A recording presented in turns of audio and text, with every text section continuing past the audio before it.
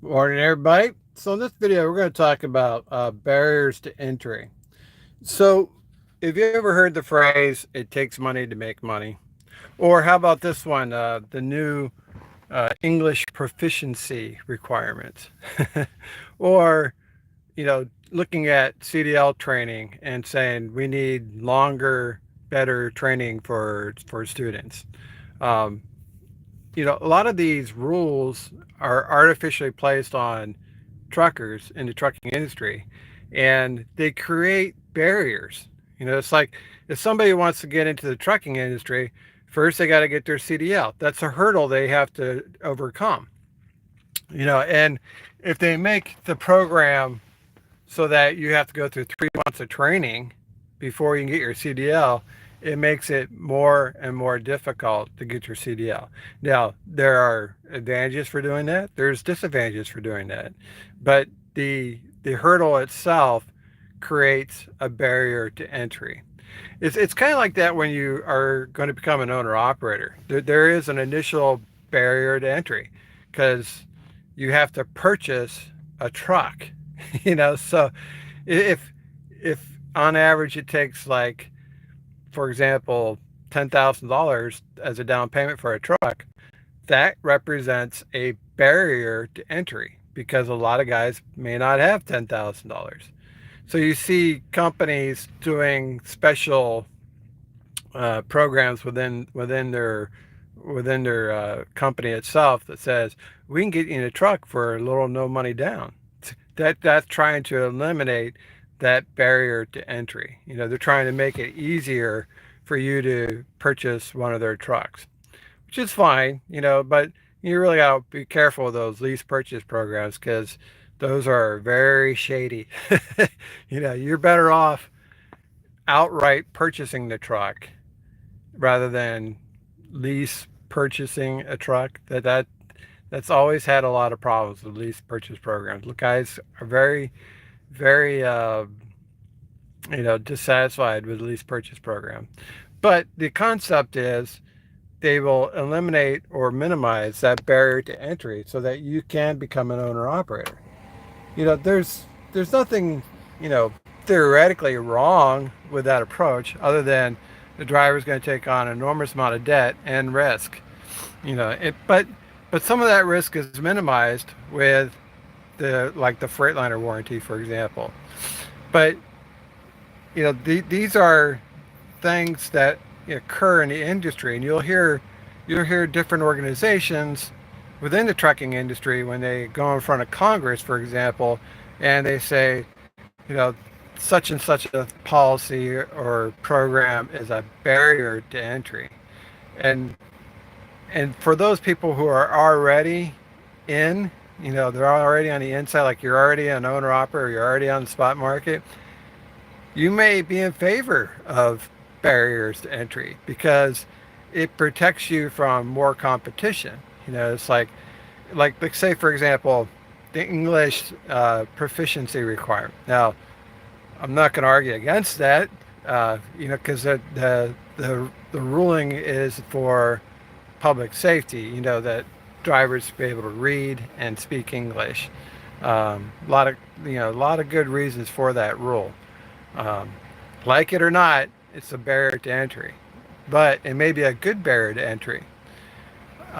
So for those who are already have CDL holders, they may like that barrier to entry. They're like, yeah, we shouldn't have people on our roads who don't, speak the language. That's really bad for everybody. That's a good barrier to entry.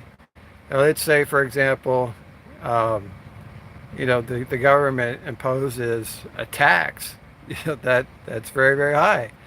That represents, a barrier to entry. It's like, well, you know, I would do it, but the tax is high, or the fee is high, or the compliance is high. You know, uh, that becomes a barrier to entry.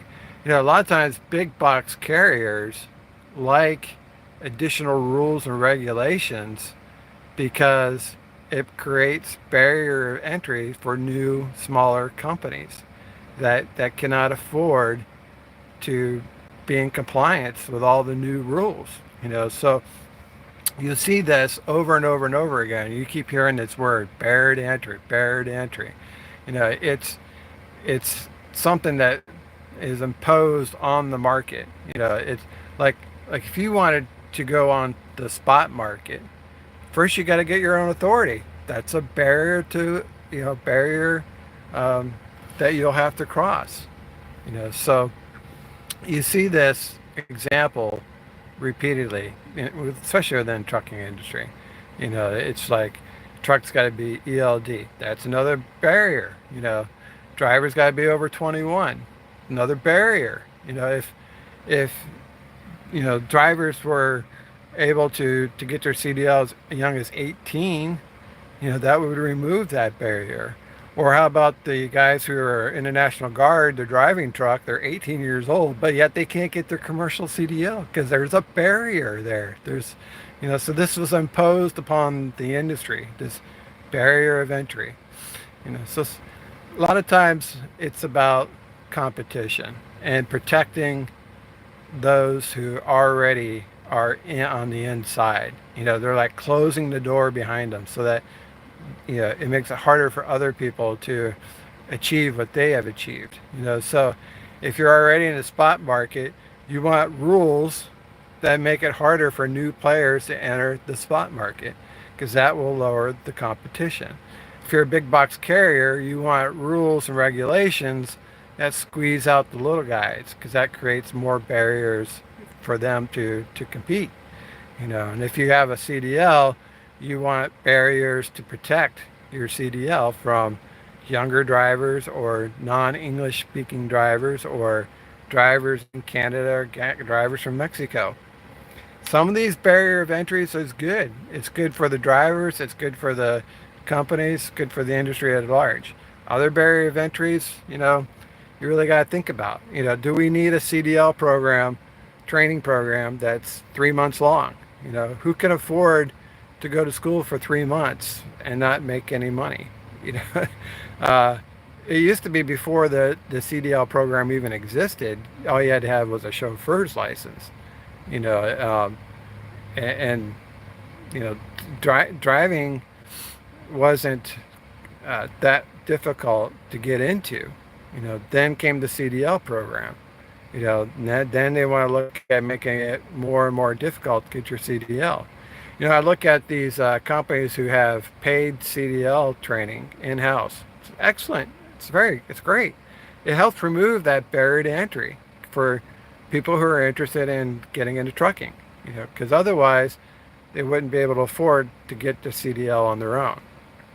So you'll see these barrier of entries all the time. They're always changing. They're always being discussed in Congress. They're always looking to tweak the system. It's always looking to favor one group over another group. But that's politics within trucking. You have OOIDA for the individual owner operator. Then you have NASTE, National Association of Small Trucking Companies. And then you have ATA, the American Truck Association. So ATA is for the big boys, NASTE is for the mom and pops, OIDA is for the single owner operator. And they often disagree about rules and regulations for the trucking industry. And they often discuss barriers of entry. They come up with these ideas. One like the ATA wants to lower or remove barriers to entry for people to get their CDL, and have more like green cards or H-1B visas to get cheaper labor, to haul their freight. And then you have OOIDA wants tougher barriers to entry so that people have to go through more training before they get their CDL. So these are competing interests, and they often compete based on rules and regulations, and they take a hard look at those barriers of entry. Sometimes they want it because it favors them. Other times they want to remove it because they'll get more profit without the barriers. So when you think of yourself as an individual owner operator, You got to keep in mind these barrier of entries. Some of them are good. English speaking, you may like that. You may not, but probably most drivers do.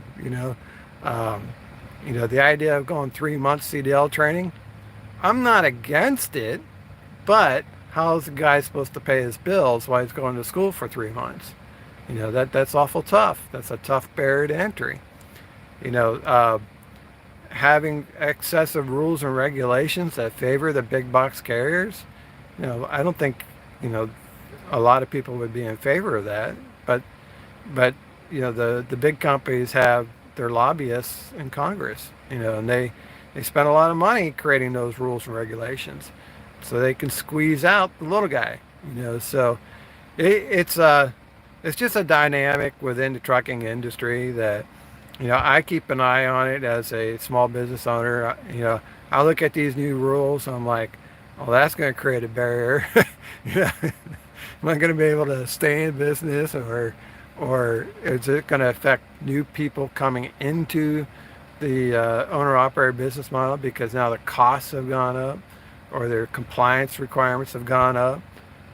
These things make it more difficult to be in business.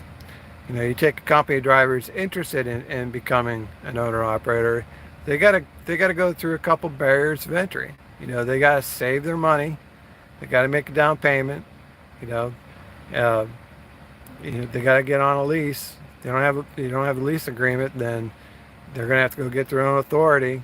These are all the hurdles that they'll have to complete before they can even start making money, before they even begin making their first dollar.